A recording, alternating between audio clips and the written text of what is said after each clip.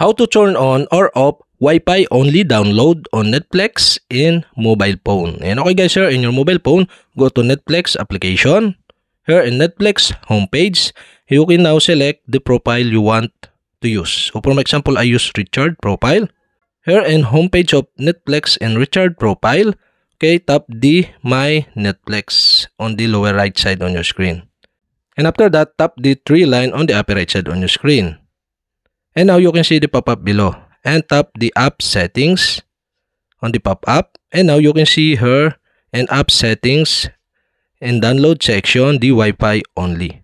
And the Wi-Fi only is on. So if this on, so you can download on your Wi-Fi only, not in data. So if you want to turn off, okay, so you'll have to do is switch off the switch button on the right side. So the download is in data only. But I turn on the Wi-Fi only download on my Netflix account.